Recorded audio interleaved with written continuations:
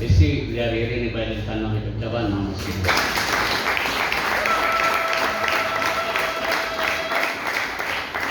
እስቲ ወንዶች አጨብጭቡ። ሴቶች እልል በሉ እስቲ።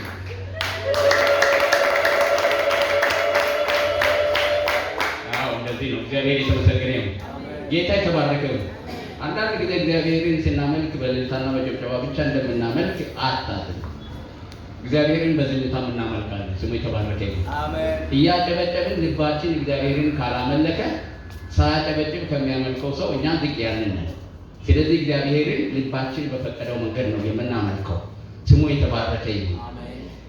ሁላችሁም እንደምታውቁት ያው አሁን በደንብ የለመዳችሁ ይመስለኛል። እዚህ ጋር ስወጣ ባለፈው ሳምንት የተነጋገርነውን ክፍል የምታስታውሱ የሚቀጥለውን የአንደኛ ጢሞቴዎስን መጽሐፍ ምዕራፍ 4ን የምንመለከትበት ጊዜ ነው። በተከታታይ መጽሐፍቶችን ምዕራፍ በምዕራፍ ነው በቤተ ክርስቲያናችን የምናስተምረውና የምንሰብከው። ይሄ የሆነበት ዋናው ምክንያት የመልእክቱን ዋና ሐሳብ ሁላችሁም በማግኘት ማወቅና መኖር እንድትችሉ ብሎም ደግሞ ለማወቅና ለመኖር ብቻ ሳይሆን ለማገልገልም ጌታን የተቀበላችሁና የኖራችሁ ስለሆናችሁ አገልግሎታችሁ በዚህ አይነት መጽሐፍ ቅዱስ ላይ የተመሰረተ እንዲሆን፣ ሌላው ደግሞ ስለ እያንዳንዱ ጉዳይ ሲነሳ ከሌላ ሰው ጋር መፍትሄ ፍለጋ ከመሄድ ይልቅ መጽሐፍ ቅዱስ የእግዚአብሔር ቃል ስለዚህ ጉዳይ ምን ይላል ብሎ እያንዳንዱ ምዕመን ወደ መጽሐፍ ቅዱስና ወደ እግዚአብሔር ቃል እንዲመጣ ለማድረግ ነው። ስለዚህ ይሄንን ተግተን እናደርጋለን። የቤተ ክርስቲያናችን የአገልግሎት ስርዓት ይሄ ስለሆነ በማገልገል እያደጋችሁ ያላችሁም በተቻለ መጠን መጽሐፍ ቅዱስን እያጠናችሁ በዚህ አይነት መልክ በምትችሉት ልክ መጽሐፍትን በመምረጥ በየአገልግሎቱ ዘርፍ አገልግሎታችሁ ይህን እንድትጠቀሙ አሳስባችኋለሁ። ዛሬ ሁላችሁም እንደምታውቁት ባለፈው ሳምንት ምዕራፍ 3ን ነው የተመለከትነው። አንደኛ ጢሞቴዎስ ምዕራፍ 3 ላይ በዛ ክፍል 3 ነገሮችን ነው ያየነው። የመጀመሪያው መሪነት ነው። ሐዋርያ ጳውሎስ በዚህ ክፍል ላይ ጢሞቴዎስን 3 ነገር ነው የሚያደርገው። ያስተምረዋል፣ ይመክረዋል፣ ይገስጸዋል። ልጁ ስለሆነ ሐዋርያ ጳውሎስ ያስተምረዋል፣ ይመክረዋል፣ ይገስጸዋል። ስለዚህ በእያንዳንዱ ምዕራፍ ውስጥ እነዚህ ነገሮች ታገኛላችሁ። ባለፈው ሳምንት ያየነው በቤተ ክርስቲያን ውስጥ ለመሪነት የሚበቁ ሰዎች ምን አይነት ሰዎች ናቸው? እነዚህ ለመሪነት ደግሞ በዛን ዘመን መሪነትን መፈለግ መስዋዕትነትን መፈለግ ስለሆነ መልካም ነው የሚለውን ነገር አንስቶ ሐዋርያ ጳውሎስ መሪዎች ምን አይነት ባህሪ ምን አይነት ብቃት ሊኖራቸው ይገባል የሚለውን ዝርዝር ነገር ከተናገረ በኋላ ለመሪዎችና ለቤተ ክርስቲያን ሽማግሌዎች ማለትም ለመጋቢያን፣ ለኤጲስቆጶሳትና ለሽማግሌዎች የሰጠው መስፈርት ደግሞ እያንዳንዱ ምዕመን ሊያድግበት የሚገባው መስፈርት እንደሆነ ነግሬያቸዋለሁ። ምክንያቱም መሪዎች የሚመረጡት እግዚአብሔርን የሚጠራው ከመንጋው መካከል ስለሆነ እግዚአብሔር የሚፈልገውን መስፈርት ሰው አሟልቶ መገኘት መቻል አለበት። ስለዚህ ይህን ከነገረው በኋላ ደግሞ በቤተ ክርስቲያን ውስጥ ባለው አገልግሎት ተዋረድ የበላይ ባለስልጣናት ከእግዚአብሔር በታች በቤተ ክርስቲያን ውስጥ ሽማግሌዎች ናቸው።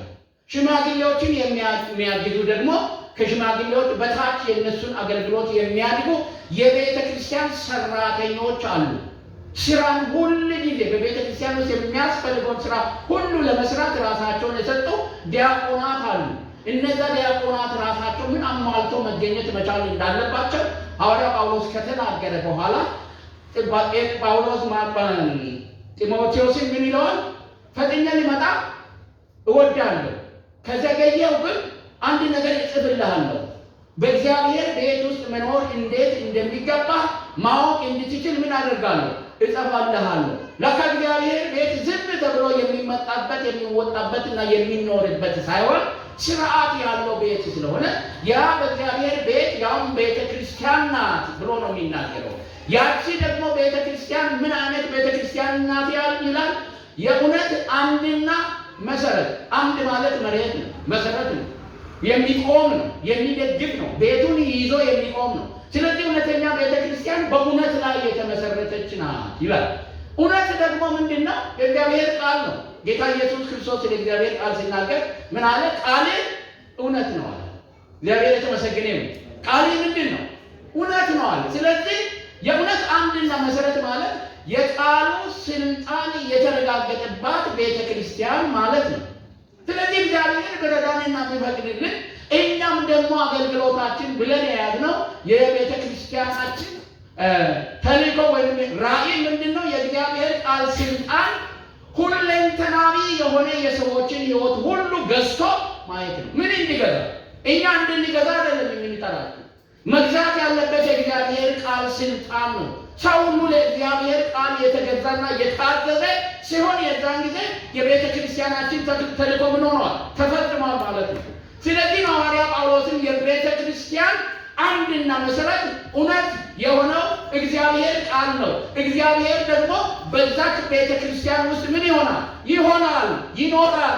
መኖሪያው እዛ ነው ብሎ ሲናገር ነው የምንመለከተው። ስለዚህ ይህንን ከተናገረ በኋላ ምዕራፍ 4 ላይ ሲመጣ ሐዋርያ ጳውሎስ በቀጥታ ማንን ይመክራል? አሁን ሲያስተምር ነው የቆየው። አሁን ጢሞቴዎስን በአገልግሎቱ ስኬታማ ሆኖ መገኘት እንዲችል የሚያስችለውን ምክር ሲሰጠው ነው የምንመለከተው። ይህ ምክር ደግሞ ለእኔና ለእናንተ ዛሬ ሕያው የሆነ ምክር ልንተገብር ልንኖርበት የሚገባ ምክር ነው የምንመለከተው። እንዲህ ብሎ ይመክረዋል። አብረን እናነባለን። ምዕራፍ 4 ላይ መንፈስ ግን በግልጥ በኋለኛዎቹ ዘመናት አንዳንዶች የሚያስቱ መናፍስትና በውሸታሞች ግብዝነት የተሰጠውን የአጋንንት ትምህርት እያመጡ የሃይማኖትን ያስክዳሉ ይላል። በጣም የሚገርማችሁ ነገር ሐዋርያው ጳውሎስ በዚህ ስፍራ ላይ ወደፊት ሊሆን ያለውን ነገር እግዚአብሔር የገለጠለትን በትንቢት መልክ ነው የሚናገረው። ይሄ የሐዋርያው ጳውሎስ ትንቢት ነው። ሐዋርያው ጳውሎስ ከራሱ አይደለም እየተናገረ ያለው። የኋለኛው ዘመን ማለት የሚመጣው ከፊት ለፊት ያለ ዘመን ማለት ነው። ሐዋርያው ጳውሎስ ካለፈ በኋላ በቤተ ክርስቲያን ሊሆን ያለውን ነገር ነው የሚናገረው። ያንን የገለጠለት ደግሞ ምንድነው? መንፈስ ነው። በአዲስ ኪዳን የሚሰራው እኮ መንፈስ ቅዱስ ነው። ስጦታ የሚሰጥ መልእክት የሚሰጥ በቤተ ክርስቲያን ክርስቶስን የሚያከብር ማን ነው? መንፈስ ቅዱስ ነው። ቃል የሚሰጥ መልእክት የሚሰጥ ትንቢት የሚሰጥ መግለጥ የሚሰጥ ፈውስ የሚሰጥ ታምራት የሚሰጥ ማን ነው? መንፈስ ቅዱስ ነው። መንፈስ ቅዱስ ነው። ያ መንፈስ ዛሬም ይሰራል። ያ ስጦታ ዛሬም ሕያው ይሰራል። ሐዋርያ ጳውሎስ ሕይወት ውስጥ ይሰራ ነበር። ሐዋርያ ጳውሎስ ሐዋርያ ነው፣ አስተማሪ ነው፣ ሰባኪ ነው፣ ደግሞም ተንባይ ነው። እግዚአብሔር የተመሰገነ ነው። ስለዚህ ሲተነብይ እንደ ማንኛውም ሰው እየተወራጨ አይደለም የሚተነብየው፣ እየጻፈ ነው። ምን ይላል መሰላችሁ? የሰራዊት ጌታ እግዚአብሔር እንዲህ ይላል ብሎ እንደ ብሉይ ኪዳን ነቢያት በአውቶሪቲ በሙሉ ስልጣን አይደለም የሚናገር። ራሱን ዝቅ በማድረግ ምን ብሎ ይናገራል? በአዲስ ኪዳን ላይ ባለስልጣን የእግዚአብሔር ቃል ስለሆነ መንፈስ ይላል። በኋላ መንፈስ የሚለው እግዚአብሔር መንፈስ ነው። መንፈስ ቅዱስ በኋላኛው ዘመን ሊሆን ያለውን ነገር ምን አድርጎኛል? ነግሮኛል። ምን ይሆናል ይላል? እኔ ካለፍኩ በኋላ ይህ ዘመን ካለፈ በኋላ ሐሰተኞች የአጋንንትን ትምህርት ይዘው ወደ ቤተ ክርስቲያን ይመጣሉ። ሊገራችሁ በቤተ ክርስቲያን ታሪክ ውስጥ ከውጪ ሐሰተኞች መጥተው አያውቁም። ሐሰተኞች ሁሉ ጊዜ የሚወልቁት ከቤተ ክርስቲያን ከመካከሏ ከውስጧ ነው። ለቤተ ክርስቲያን በጣም አደጋ የሚሆነውና በሐሰት ትምህርት ቤተ ክርስቲያን የምትጎዳው የሐሰት ትምህርት ሁሉ ጊዜም ከመካከሉ ከአባሎቹ ከቤተ ክርስቲያን ስለሚወጣ ነው። ከውጪ የሚመጣውን የሐሰት ትምህርትማ በሚገባ ትከላከላለች። ከውስጥ የሚነሳው ግን መጽሐፍ ቅዱስን ተንተርሶ የሚነሳ ስለሆነ መንፈሳዊ ልምምዶችን ተንተርሶ የሚነሳ ስለሆነ ያንን ለመከላከል አደገኛ ይሆናል። ክርስቶስ ኢየሱስን ስም እየጠሩ የመንፈስ ቅዱስን ስራ እየጠሩ ሐሰትን የሚሰሩ ሰዎች ከቤተ ክርስቲያን ነው የሚፈልቁ። ስለዚህ ሐዋርያ ጳውሎስ እንደዚህ አይነት ሰዎች ከቤተ ክርስቲያን ውስጥ ምን ይሆናሉ? ይመጣሉ አለ። የኋለኛው ዘመን ላይ ሐሰተኞች ይመጣሉ። ተጠንቀቁ። ሁል ጊዜ ሐሰተኞች ከቤተ ክርስቲያን ጠፍተው አይወጡም። ጳውሎስ በሕይወት ውስጥ ባልነበረበት ጊዜ ነበሩ። ዮሐንስ በነበረበት ዘመን ላይ ነበሩ። አዲስ ኪዳንን ያወቀው የስህተት ትምህርት እንጂ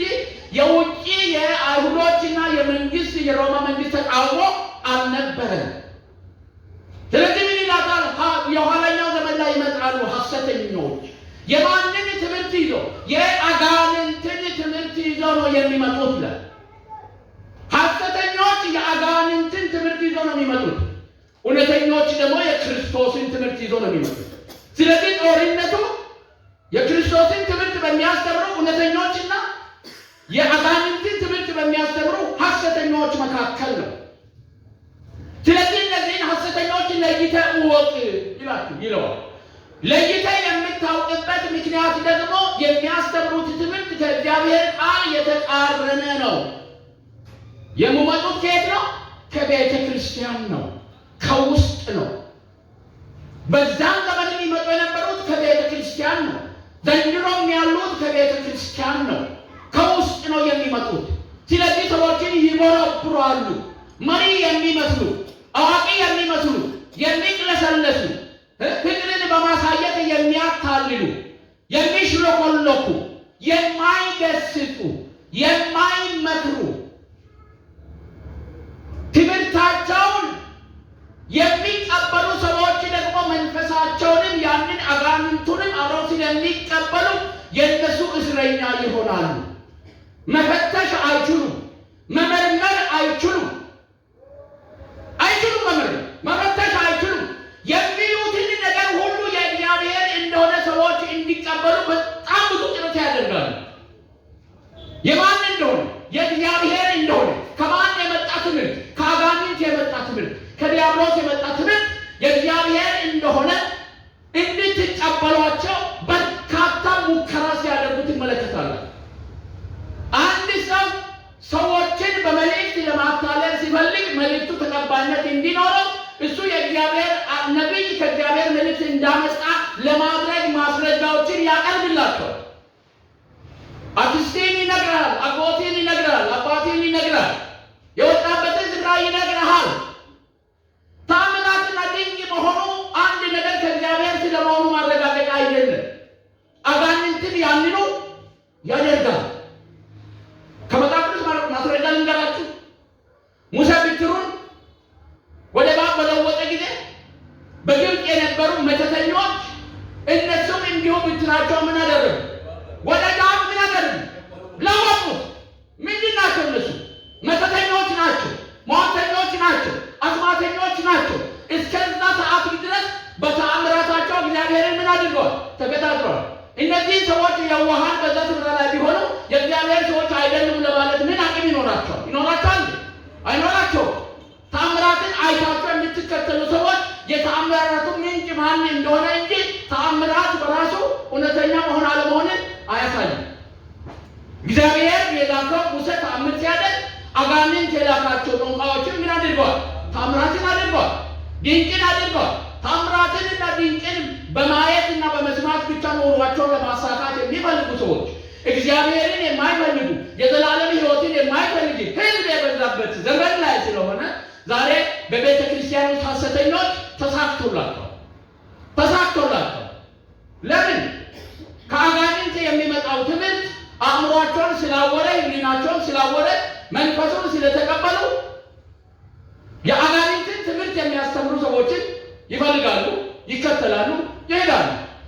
በጣም የሚያሳዝነው ግን እግዚአብሔርን እያመለኩና እግዚአብሔርን እየተከተሉ እግዚአብሔርን እያገለግሉ ያሉ እየመሰላቸው የሚሞቱ የዋሃን ናቸው። በዚህ ስፍራ ላይ ነው የምትመለከቱት። ሐሰተኛ የአጋንንት ትምህርትን ይዘው ይመጣሉ በቤተ ክርስቲያን ውስጥ ዛሬ፣ በውጭውም ዓለም በአገራችን አንዳንዶች እኔ የማውቃቸው ሰዎች አሉ። ዛሬ እናንተ የተሳካላቸው ብዙ ሕዝብ የሚያስከትሉ ብላችሁ ኑሯቸው የተለየ ሕይወታቸው የተለወጠ ሚሊዮነሮችና ቢሊዮነር የሆኑ ሐሰተኞች አውቃቸዋለሁ፣ አጥንቻለሁ። ሶርሳቸው አንዳንዶቹ የጠንቋይ ልጆች ናቸው፣ አንዳንዶቹ የደብተራ ልጆች ናቸው። አባቶቻቸው ላይ የሚሰራው መንፈስ ክርስትና ተነስቶ በቤተ ክርስቲያን በክርስቶስ ስም ታምራትን ያደርጋል፣ ሰዎችን ያስከትላል። ምን ሆኖ? ክርስትና ተነስቶ። ክርስትና መነሳትና ክርስቲያን መሆን ይለያያል።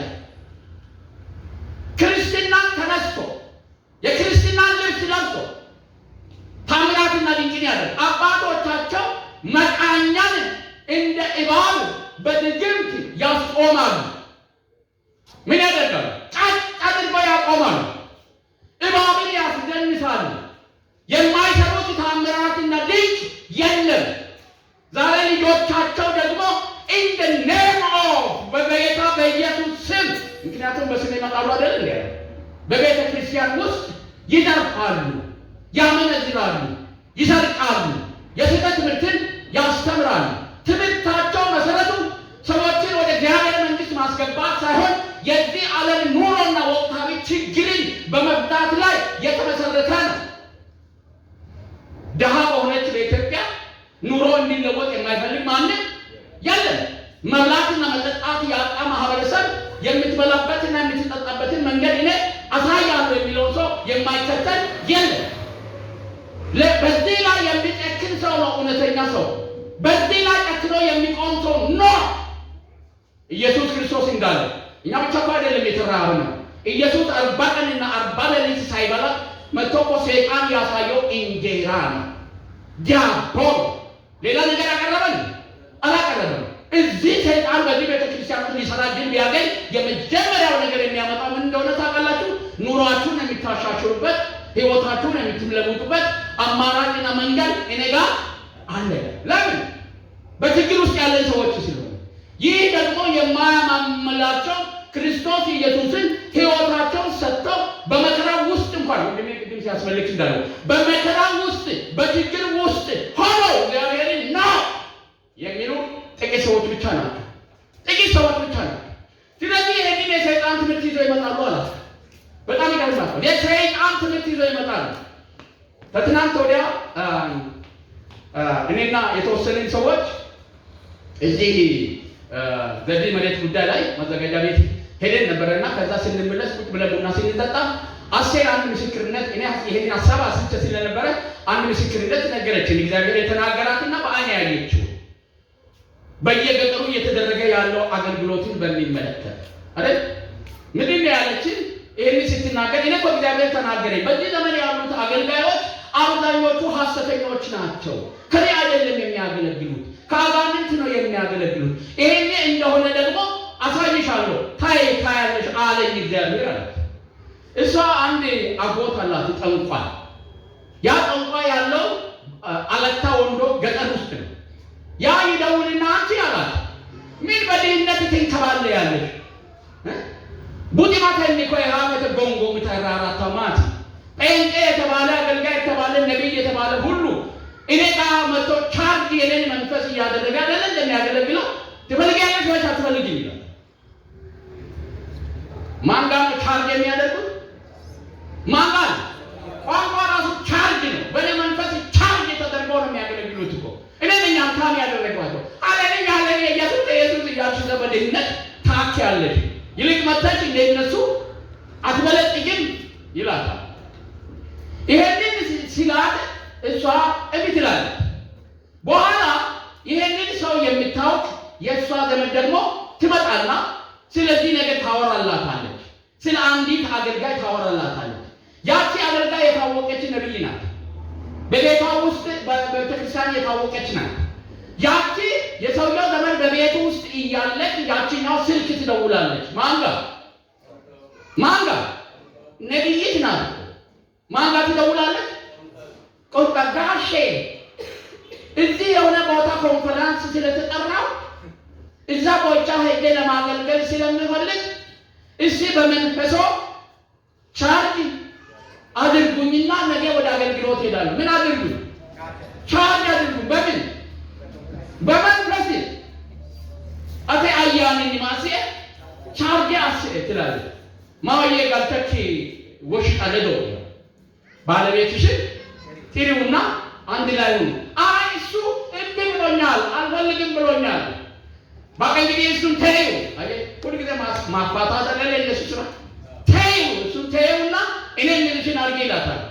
ምን ይላታል? ሂድና ጫት ግዢ። ጫት ግዢና ጫቱን ምን ታደርጊያለሽ? ግልጋሎት ትመጪና በጫቱ እየታሸሽ እንደ ሳሙና በደንብ አድርገሽ ታጠቢ። ከዛም በኋላ ምን ትሆኛለሽ? ቻርጅ መንፈሱ ያንብብሻል። ከዛ በኋላ ትሄድና በጉባኤ መካከል በግራ በኩል 4 ምን ጠንቋዮች አሉ ወይ? 4 ይወድቃሉ። በፊት ለፊት 7 አመንዝራዎች አሉ ወይ? 7ቱ ምን ይሆናሉ? ይወድቃሉ። ከጎን በኩል ደግሞ እንደዚሁ በይ እነዚህ በሙሉ በሶስቱ መቅጣጫ ምን ይሆናሉ? ይወድቃል። ጉባኤው ከዛ በኋላ ምን ይሆናል? ይለቀለቃል። የዛን ጊዜ ልኬል ካደረግሽ በኋላ ገንዘብ ሰብስቢ መባይል አላት ሰብስቢ ይላል። ከዛ በኋላ ትሄዳለህ ኮንፈረንሱ ጋር ትሄድና እንዳደረጋት እንግዲህ በኋላ ቂጡ ገደል ሳል ከፎከረች በኋላ አይቻሉ ቤታ ሳይቶኛል 4 ሰው በዚህ በኩል ጠንቋ ያለ አራቱም እኮ የሰውየውን መንፈስ የተሞሉ ናቸው። የሚያገለግለውም የእሱ መንፈስ ነው። እዚህ ጋር አያችሁ አሁን እየተታለለ ያለው ማን ነው? ህዝቡ። 7 በዚህ በኩል ደግሞ መተተኞች አሉ፣ አመንዝራዎች አሉ። 7 ብሎ ይወድቃሉ። ያ መንፈስ የማን መንፈስ ነው? የሰውየው መንፈስ ነው። የሐሰት መንፈስ ነው። የአጋንንት መድረክ ላይ እሱ ነው። በመድረኩ በህዝቡ መካከል ያለው እሱ ነው። ህዝቡ ከዛ በኋላ ያለዚህ ሴት ነብይ በህይወት ዘመናችን አይተን አናውቅም። በላጡ ከዚህ በፊት ገንዘቡን ወደ ቤተክርስቲያን ታስገቡ የነበራችሁ ይሄን የእግዚአብሔር ሐል ካያችሁ በኋላ አንዱትና በሻንጣው ተሸክማ ብሩን ትሄዳለች። በማግስቱ ለሱ አስራቱን ትከፍላለች። ይሄንን በአይነት ላየው ሁለተኛ እንደዚህ አይነት ተብሎ በተከፈቱት አብያተ ክርስቲያናት ሁሉ አትሂድ ብሎ እግዚአብሔር ስለተናገረኝ ደርሼ አላውቅም። አስቴር እኮ አታነብ ታነባለች አለማንበቧ ግን የእግዚአብሔርን መልእክት እንዳታገኝ አድርጓታል። ትክክለኛ መልእክት አግኝታለች አላገኘችም። እኔ እኮ ድሮም ጀምሮ ማን ያሳያል? እኔ እኮ ይህን ገልጬ ስለሷ አላስተማርኩም። እኔ የተናገርኩት ስለሌላ ጉዳይ ነው። እሷ በእኔ ላይ ነው የመሰከረችው። ለእኔ ግን ጥሩ ምስክርነት ሆነልኝ። ያለው የዚህ ዘመን ስራ ይሄ ነው። ከተማ ውስጥ የሚደረገው ይሄ ነው። ልንገራችሁ ከተማ ውስጥ የሚደረግ ስማቸውን ብትጠሩ አባታቸው መተተኛ፣ አስማተኛ፣ ድግምት ሰሪ ያልሆነ ሰው አታገኙ። ወይ አባታቸው እዛ እየጠመቆለ እነሱ ጉባኤ ሰብስበው ህዝቡን ያንጫጩታል። ይሄ በፍላጎትና መሻት የተሞላ በውድድር የተሞላ የትን ፍጪው ህይወቱን አንጹ የሚል ህይወት መኖር የሚፈልግ ኑሮ ያሳበደው ውድድር ያሳበደው። ምክንያቱም እውነተኞች ክርስቶስ ጋር ሲሄዱ ሁሉን ትቶ ነው የሚከተሉ። ሁሉን ያልተወ ሰው መኪና ላይ እምነት ላይ ፍላጎቱን እና መሻቱን ጭነው ገቢና ላይ ቁጭ ብለው ኢየሱስ ክርስቶስን ይከተላል የሚል ሰው በእነዚህ ሰዎች መጠለቡ አይቀርም። እነዚህ ሰዎች በዚህ ምክንያት የተታለሉ እጅግ በርካታ ሐሰተኞች አሉበት ዘመን ላይ ያሉ ዘመን ላይ ነው። ስለዚህ ነው በዚህ ስፍራ ላይ የእግዚአብሔርን ቃል በስርዓት ሰምታችሁ ከአደጋ እንድትጠነቀቁ የሚነግራችሁ የምናስተምራችሁ። እኛ ከእንደዚህ አይነት ሐሳብ አምልጠናል። እናንተን ግን ማስመለጥ እንፈልጋለን። ሰው ፍላጎቱ በልክ ካልሆነ በስተቀር ለእግዚአብሔር መኖር አይችልም። ከመከራና ከችግሩ ጋር ለመኖር ያልቆረጠ ሰው የእግዚአብሔርን ጉብኝት እውነተኛውን ማየት አይችልም። ፈጽሞ የብዙዎች መጫወቻ ነው የሚሆነው። የብዙዎች ትራር የሚፈሰው በዚህ በኩል ነው። እዚህ እኛ ሀገር እንዲህ ነው እየተሰራ ያለው። በውጭ አንድ ነገር ልንገራችሁ። በቅርብ ጊዜ ያነበብኩት አንድ ቬሮኒካ የምትባል ነቢይ አለች። ነቢይ ናት እንግዲህ የዲያብሎስ ነቢይ ናት። እሷ ናይጄሪያ ሀገር ነው የምትኖረው። 500 አባላት ያሏት ቤተክርስቲያን አላት። እሷ ፓስተር ነች። ማን? ቬሮኒካ። እዚህ ሴት የምታደርገውን ሁሉ አድርጋ ቀዝባ መጨረሻ ላይ አንድ ቀን ምን አለች? ስሙ አለች። ህዝቡን ሰብስበው እኔ እግዚአብሔር የተቀባ ብልት ሰጥቶኛል። የሴት ብልት ምን የሆነ አትፍሩ፣ የተቀባ ብልት ሰጥቶኛል። ጉባኤ ላይ ቆማ እኮ ነው። ፌስቡክ ላይ ጽፋለ ብልት ሰጥቶኛል። ማንም መካን የሆነ ወንድ በዚህ ጉባኤ መካከልን ቢኖር ወይም ከዚህ ውጪ ቢሆን ከኔ ጋር 2 ደቂቃ ቢተኛ ከመካንነት ይፈወሳል። ፓስተር ናት። ነገ ተነገ ወዲያ እዚህ ሀገር ላይ ይሄ አይመጣም ብላችሁ አታስቡ። ምክንያቱም ሁሉ የስህተት ትምህርቶች ከናይጄሪያና ከምዕራብ አፍሪካ እየተቀዳ ነው ኢትዮጵያን ቤተክርስቲያን እያመሰ ያለው አለች። በጣም ይሄ ነው እንደሚገርማት። ይሄ ብቻ አይገርማት ማለቷ።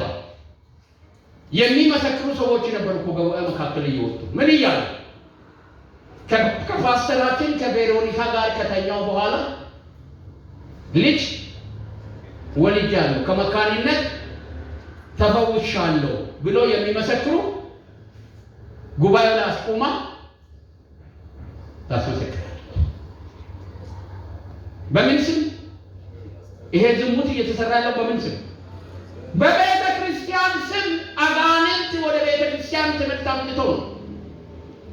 አብዛኞቹ ወጣቶች በቤተ ክርስቲያናችን ሆነ ከቤተ ክርስቲያን ውጭ ኢትዮጵያ ውስጥ ሰዎችን የሚከተሉት በተለይም ማስ ሚዲያ ላይ ብትመለከቱ ወይንም ሶሻል ሚዲያ ላይ የሚከተሏቸው ሰዎች ግማሾቹ ሚስቶቻቸውን የፈቱ፣ ግማሾቹ ባሎቻቸውን የፈቱ ፈቴዎችና አመንዝራዎች ናቸው።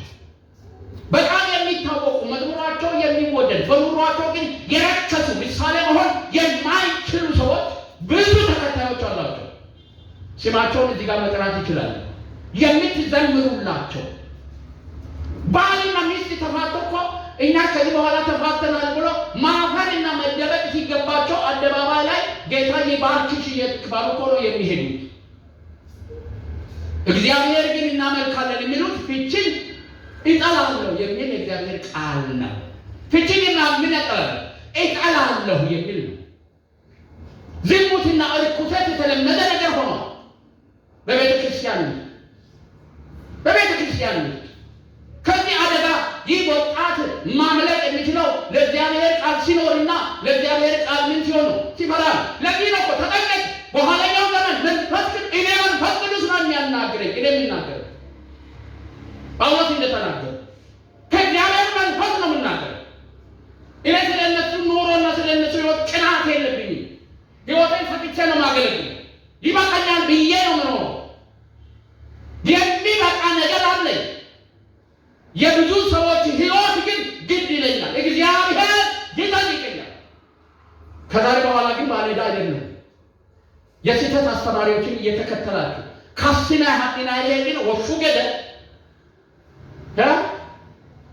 በራሳችሁ ሕይወት ላይ የፈረዳችሁ ሰዎች እንደሆናችሁ እወቁ። ጳውሎስ ለዚህ ነው ለዚህ ልጅ በግልጽ ነው የሚጽፍለት። እነዚህ ሰዎች በዘመኑ ምን እንደሚሉ ታውቃላችሁ? አትጋቡ ይላል። ከማን የመጣ ትምህርት ነው? ከአጋንንት የመጣ ነው። እግዚአብሔር ሴቶችና ወንዶች በተገቢው መንገድ አግብተው ወልደው በምድር ላይ እንዲበዙ የእግዚአብሔር ፍቃድ ነው።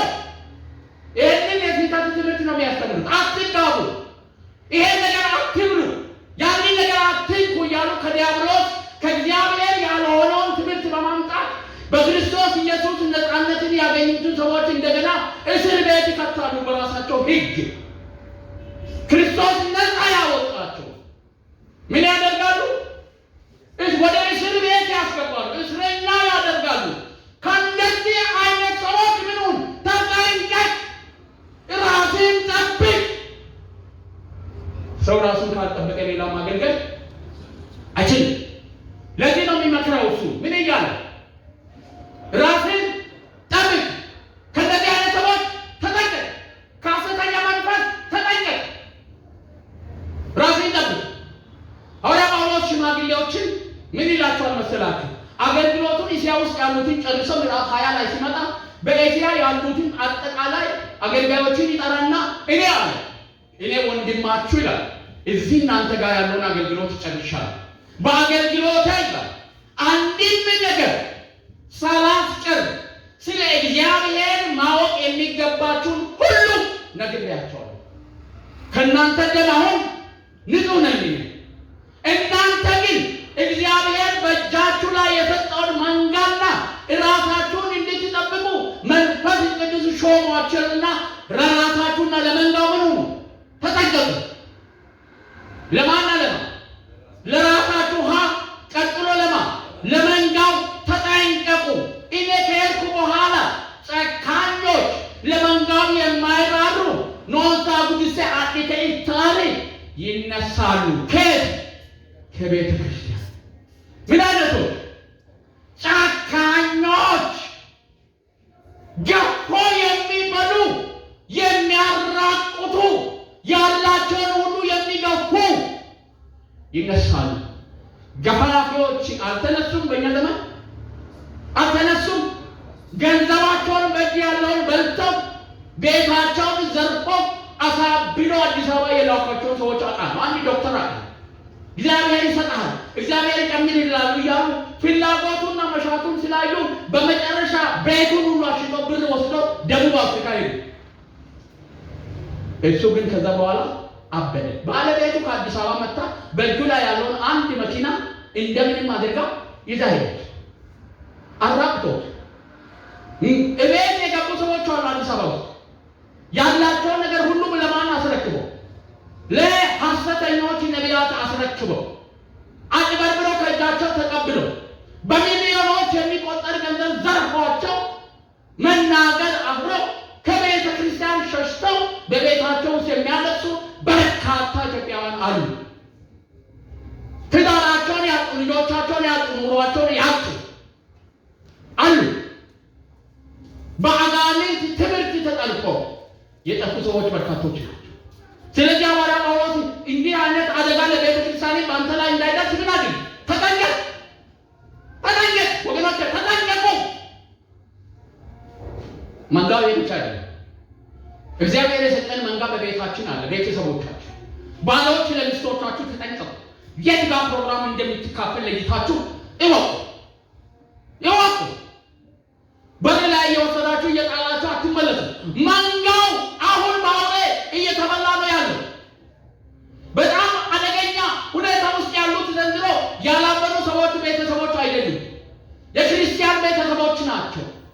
ያላመኑ ሰዎች እኮ ቀያቸው ላይ ውሻ አጥረው በአጥር አሳጥረው ጎረቤት ሰው ገንዘብ ከፍሎ ሚስቱንና ልጆቹን እያሰለለ ከአደጋ ይጠብቃል። እንደናንተ አይነት የዋህ አበለ ኮንፈረንስ ከፈተ፣ በቀለች ኮንፈረንስ አለ፣ እዚህ ጋር የጌታ ስራ አለ የተባለ ከፍተኛ የሆነ መፍረስ በየቤተ ክርስቲያኑ በምእመኑ ላይ እየደረሰ ነው ያለው። ባላችሁበት ቦታ ላይ ተሰብሰቡ። እውነተኛ መሪዎች፣ እውነተኛ አገልጋዮች ይኑሯችሁ። እግዚአብሔርን ቃል ለሚያካፍሏችሁ ሰዎች ሕይወታችሁን ስጡ። ትዳራችሁን እንግዲህ በቤታችሁ ራሳችሁ ጠብቁ፣ ጠብቁ። እኔ ለዛሬ እዚህ ቤተ ክርስቲያን ላላችሁ አገልጋዮቻችንና ምእመናኖቻችሁን እነግራችኋለሁ። አንዳችሁም ብትሆን ተለያይታችሁ የትም ፕሮግራም ላይ እንዳትካፈሉ። ይህ ቤተ ክርስቲያናችሁ ከሆነ እዚህ ቤተ ክርስቲያን የሚሰጠውን ትምህርት በስርዓት ቁጭ ብለህ ተማር። ይህ ቤተ ክርስቲያን ካልተመቸ እኔ ከደሙ ንጹሕ ነኝ ውጣና ሂድ። 2 እና 3 ቦታ ላይ እግሬን አድርገህ መኖር አትችልም። ታብዳላችሁ። ለምን እንደምታብዱ ታውቃላችሁ? እዚህ የእውነትን ቃል ትሰማላችሁ፣ እዛ ሐሰትን ትሰማላችሁ። የትኛው ትክክለኛ ነው ስትል አብደህ አምሮ ስትል ነው የምትወጣው። ስለዚህ በእግዚአብሔር ቃል ጸንታችሁ መቆም የምትፈልጉ ሰዎችን እንከራችሁ። ዛሬ እድለኞች ናችሁ። ይህን እውነት እነግራችኋለሁ። ራሳችሁንና ቤተሰቦቻችሁን ጠብቁ። ለዚህ ነው ራስህን ጠብቅ የሚለው። ራስህን ጠብቅ ይላል። የምታገለግሉትን ምእመናን ጠብቁ፣ መንጋውን ጠብቁ። እያንዳንዱ ሰው የት እንዳለ እወቁ። እግዚአብሔር የሰጣችሁ አገልጋዮች፣ ኳይርን የምትመሩ ኳይር አገልጋዮች፣ ጸሎትን የምትመሩ ጸሎት አገልጋዮች፣ ቤተሰቦቻችሁን ከመጠበቅ ያለፈ እግዚአብሔር የሰጣችሁ መንጋ በእጃችሁ ላይ ስላለ ጠብቋቸው። እንዳይስቱ ይህንን ያለ የሚናገረው መንፈስ ነው የሚናገረው። ሐዋርያ ጳውሎስ እንደሚናገር ሐዋርያ ጳውሎስ ይህንን መልእክት ብቻ አይደለም፣ ተጠንቀቅ ብቻ አይደለም ይለው። ከተጠነቀቅ በኋላ ደግሞ ምን ይለዋል መሰላችሁ? ራስህን አስተምር ወይም አስለምድ ይለዋል። ከቁጥር 6 እስከ 10 ድረስ የሚል ቃል ታገኛላችሁ። ስለዚህ ወንድሞች ሆይ ብታስብስ በእምነት በተተከልከው በመልካም ትምህርት ቃል የምትመግብ የኢየሱስ ክርስቶስ መልካም አገልጋይ ትሆናለህ። ምን ስትሆን? ስለዚህ ወንድሞች ሆይ ብታሳስብ፣ ስለዚህ ወንድሞችን ምን ታደርግ? ብታሳስብ፣ ይህንን እውነት ብትነግር፣ በመልካም ትምህርትና በተከተልከው መልካም ትምህርት ቃል የምትመግብ ምን ትሆናለህ? መልካም አገልጋይ ትሆናለህ። ይህን ማስጠንቀቂያ ብትሰማ ብትተገብር በዚህ ቃል ምእመኑን ብትመክር ብታሳስብ የኢየሱስ ክርስቶስ መልካም አገልጋይ ትሆናለህ። እነዛ ሐሰተኛ ክፉ አገልጋዮች ናቸው። አንተ ግን መልካም አገልጋይ የምትሆነው በዚህ እውነት ምን ስታደርግ ስታሳስብ። ይህ ብቻ አይደለም የሚለው ትሆናለህ ይላል። ነገር ግን ስለዚህ ዓለም ከሚመችና የአረቦች ሴቶች ጫቀታ ከሚመስለው ተረት እግዚአብሔርን ለመምሰል ግን ተረት ምን ራቅ። ክርክሮች፣ እግዚአብሔር ቃል መሰረት የሌላቸው ክርክሮች፣ ከነዛ ክርክሮች ምን ሁን ይላል? ራቅ ነው። የአሮጊት ሴቶች ተረት ማለት ምን ማለት እንደሆነ ታውቃላችሁ? ቁም ነገር የሌለው ወሬ ማለት ነው። ከእንደዛ አይነት ወሬ ምን ሁኑ? ራቁ። ራቅ። የሚራቅበት ነገር አለ። አንዳንድ ነገሮች ከኛ አይሩቁም፣ እኛ ነን ከነሱ የምንርቀው። እኛ ነን የምንርቀው። ከሐሜት፣ ከወሬ፣ ከተረት፣ ከስህተት ትምህርት መራቅ ያለብን እኛ ራሳችን ነን። እነዛማ እኛን ስለሚፈልጉ አይርቁም ከኛ፣ ሁሌም ይከተሉናል። ሰይጣን ሁል ጊዜ እየሰራ ነው ያለው። መልኩን እየለወጠ ይሰራል። ሁሌም ይሰራል። መልኩን እያለዋወጠ አያቆምም። ጌታ እስከሚመጣና እስከሚታሰር ድረስ። እኛ ግን በእግዚአብሔር ቃል ከለላ ውስጥ ሆነን ራሳችንን ከእንደዚህ አይነት አደጋ ማራቅ አለብን። ስለዚህ ከዚህ ራቅ ነው የሚለው። እግዚአብሔርን ለመምሰል ግን ራሴን ምን አድርግ? አትለምድ። ማንን ለመምሰል? እግዚአብሔር ማንን ይመስላል? እግዚአብሔር ማንን ይመስላል? ቃሉን ይመስላል። ስለዚህ እግዚአብሔርን ለመምሰል የሚወድ ሰው ቃሉን መምሰልና መኖር አለበት። ቃሉን ማወቅ መረዳትና በተግባር መኖር ምሳሌ መሆን አለበት። አገልጋይ መሆን ብቻ በቂ አይደለም። ለሌሎች በመስከር ብቻ በቂ አይደለም። ስለዚህ ሁል ጊዜ ጥረታችን ማንን ለመምሰል ነው? እግዚአብሔርን ለመምሰል። እኔ ለመምሰል አለ እሾህን ለመምሰል አለ እንደሱ የምትሞክሩ ሰዎች ሲታቸው እኔ ራሴ እግዚአብሔርን ለመምሰል ሕይወቴ ስንፋሳ ከውስጤ እስከምትወጣ ድረስ ሁል ጊዜ ጥረቴ እግዚአብሔርን ይበልጥ መምሰል ነው። እግዚአብሔርን መምሰል እኮ ማፍረፊያ ነው። የክርስትና ግብ ክርስቶስ ኢየሱስን በአገልግሎታችን፣ በኑሮቻችን፣ በትምህርቶቻችን መምሰል ነው። ስለዚህ ክርስትናን ስንኖር ክርስቶስን አይተን ነው የምንኖረው። ለዚህ ነው ዕብራዊ ጻፊ ያለው የእምነታችንን ሐዋርያና ሊቀ ካህን እሱን ተመልክታችሁ ምን አድርጉ? ወደፊት ሩጫችሁን ምን አድርጉ? ሩጡ። እሱን ተመልክታችሁ እኔ ወደ ክርስቶስ ነው ማመለክታችሁ። ሐሰተኞች ወደ ራሳቸው ነው የሚያመለክቱት። ጎበዝ እንደሆኑ፣ ድንቅ እንደሚያደርጉ፣ ብዙ ነገር ይህን እንደሚያውቁ፣ ተረቲ ጉዳይ ሁሉ በእርሱ ውስጥ እንዳለ ያመለክታል። በዚህ ትለዩዋችኋላችሁ። እውነተኛ አገልጋይ ሁሉ ጊዜ ማንን ያመለክታል? እጆቻችሁን አንሱ ወደ እኔ በኢየሱስ ክርስቶስ በማገለግለው አገልግሎት የማገለግላቸውን ክርስቶስን እንዲመለከቱ ለማድረግ እጥራለሁ። እግዚአብሔር ሆይ እርዳኝ። አሜን። ያን አገልግሎት ሁሉ ሰውን ክርስቶስን እንዲመስል የሚያመለክት ከሆነ በምድር ላይ ውድድር የለም። ትንሽ አገልጋይ የለም፣ ትልቅ አገልጋይ የለም፣ ታዋቂ የለም፣ የማይታወቅ የለም። ሁሉ ምንድን ነው? እኩል ነው። ሁሉም ወዴት ነው የሚያመለክተው? ወደ እግዚአብሔር ነው የሚያመለክተው። ወደ ጌታ ነው የሚያመለክተው። ጌታን ነው የሚያሳየው። ራሱን የሚያሳይ አገልጋይ በዚህ ቤተክርስቲያን አይበቅልም። አሜን። በአንድም ሆነ በሌላ ሁል ጊዜ ከእናንተ ጋር የነበረኝ ጦርነት ራሳችሁን እንዳታሳዩ ዛሬ ሚስጥሩን ፍንትው አድርገን ይላል።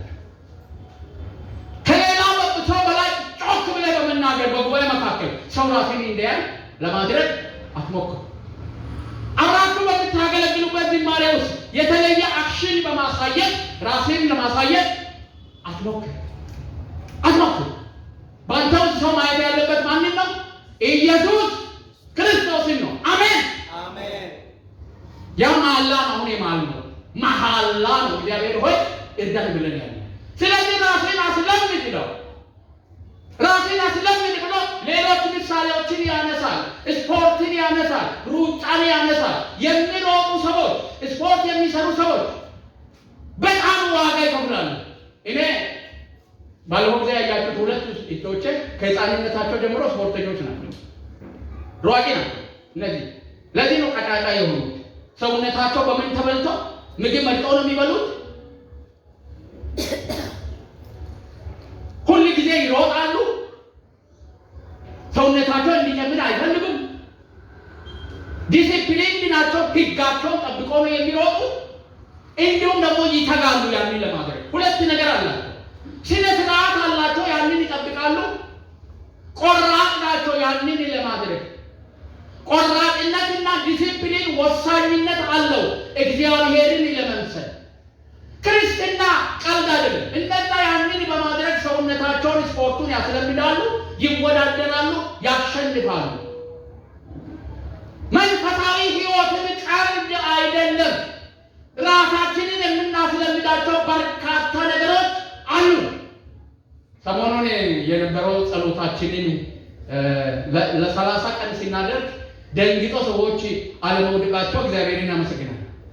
አንድ ቀን ለመጸለይ ራስን ማስለመድ ያቃታቸው ሰዎች ለአንድ ወር በሙሉ እንጸልያለን ነው ሲባል በመጀመሪያ ቀን መጡ፣ በሁለተኛው ቀን መጡ። ራሳቸውን ማስለመድ ያቃታቸው ሰዎች አሉ። ግን ራሳችንን እያስለመድን ያለ ከስራ ወጥቶ ከ12 ሰዓት ላይ ወደዚህ መምጣት ከባድ ነው።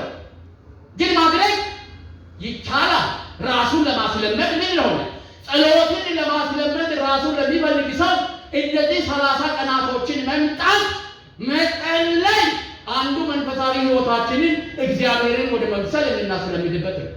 ኢየሱስ ጌታ ሆኖ 40 ቀንና 40 ሌሊት ጾሞ ነው የጸለየው። እኛ እንደውም ጾም አላወድንም። ጾም የሚታወጀው መቼ ነው? ጳጉሜ 5 ቀን። እስከዛ ድረስ ግን በልተን ጠጥተን ውለን ማለት እዚህ መተን ምን እንዳድርግ ለአንድ ወር እንበርከትና ምን እናድርግ? እንጸልይ። ራሳችንን ማስለመድ ማለት ነው። ማስለመድ ነው መንፈሳዊ ሕይወት። ለእግዚአብሔር ለመስጠት እኮ ዋጋ ያስከፍላል። በዚህ ኑሮ ምን በሆነበት ሰዓት፣ በተወደደበት ሰዓት ላይ አውጥተህ መስጠት። ጌታው ችግሬን ታውቃለህ፣ ቤት ኪራይ ከፍዬ ይሄን አድርገህ ለልጄ እኮ ምንም አይተርፈኝም ማለት ምክንያት ሊሆን አይችልም። ቃሉን ለመኖር ስትሉ እንጭቅ ብላችሁ ጥርሳችሁን ነክሳችሁ እንደምታመጡ አውቃለሁ። ራስ ሲሰጡ ለማን ብላችሁ? ለጌታ ለቤተ ክርስቲያን አይደለም። ቤተ ክርስቲያን አስራት ሰበሰበችም አልሰበሰበችም ትኖራለች። ለምን? እግዚአብሔር ባለጠጋው ተደግማ ስለምትኖር። ራስን ማስለመድ አገልግሎት ላይ ሁሉ ጊዜ ስራ እያላችሁ ለሊት አንዳንዶቻችሁ እዛ ማዶ ሰርታችሁ እዚህ መጥታችሁ ኳርን የምታደርጋላችሁ 2 እና 3 ቀን ዋጋ አስከፍልም። ትራንስፖርት ከፍለን እናውቃለን። ቤተክርስቲያን ሰርታችሁ ታውቃለች። ስለ ክርስቶስ የምትከፍሉት ዋጋ ነው። ማስታወቂያ ነገር ነበር። ከሰዓት በኋላ እቤት ሄዳችሁ ምሳችሁን በልታችሁ መጥታችሁ ከሰዓት በኋላ ምን ሆኑ? የአገልጋዮች ትምህርት ተማሩ። አበል እንከፍላለን፣ ምሳ አዘጋጅተናል። ዋጋ ያስከፍላል አያስከፍልም? ያስከፍላል። እግዚአብሔርን ማስለመድ ማለት ራስን እግዚአብሔርን ማስለመድ ማለት ይሄ ነው። ስፖርተኞች ውጤታማ የሆኑት ሌሊት 11 ሰዓት ላይ ተነስተው ዋና የጠዋት እንቅልፍ የሚጣፍጠው ስንት ሰዓት ላይ ነው? 11 ሰዓት ላይ። የሌሊት እንቅልፍ ሰው በደንብ እንደሚጣፍጥ ያወቁት ሰሞኑን ሐኪም ቤት ሄጄ የሆነ ነገር ሲመረመር መድኃኒት ሰጠና ጠዋትና ሌሊት ላይ ተነስተህ ሩጥ አለ፣ አለበለዚያ ወዮልህ አለ። ስለዚህ ሳልወድ በሌሊት ያ የጣፈጠኝ 11 ሰዓት ላይ ተነስቼ ይሮጣል። ምክንያቱም ባሮጥ ምንድን ወዮልህ ጤናዬ። ስለዚህ ለዛ ስል ምን አደርጋለሁ? ሩጣለሁ። ለዚህ ዓለም እኮ ነው ወገኖች ጸልዩ ቢባል መጥቼ ጸልይ ይሆን እኔ ራሴ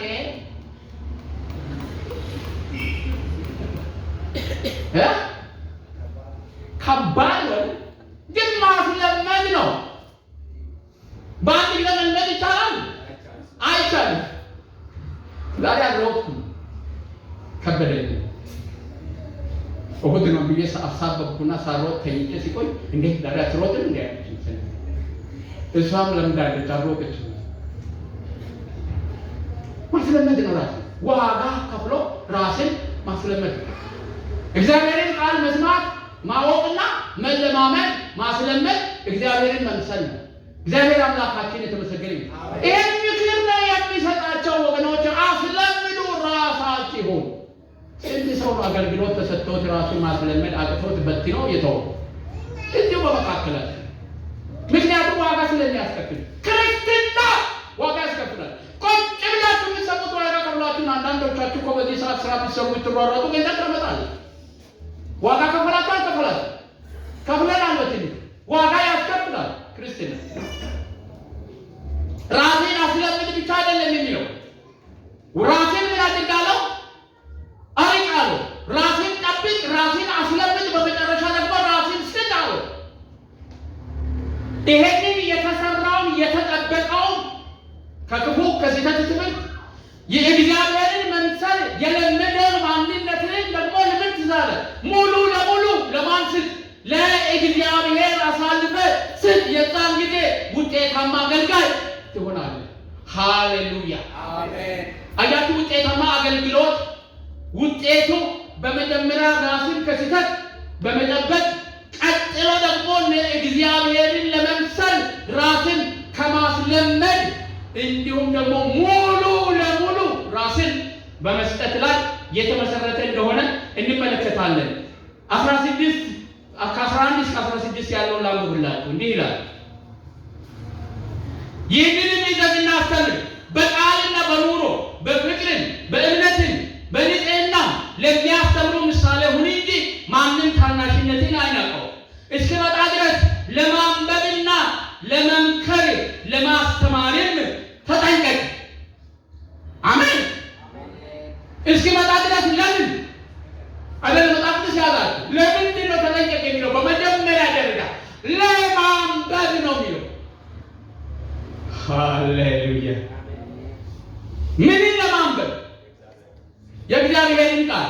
ጢሞቴዎስ እጅ ላይ የነበረው መጽሐፍ ጢሞቴዎስ ለጳውሎስ ከሚልክለት መልእክት ውጪ በእጁ ላይ ያለው የብሉይ ኪዳን መጽሐፍ ነው።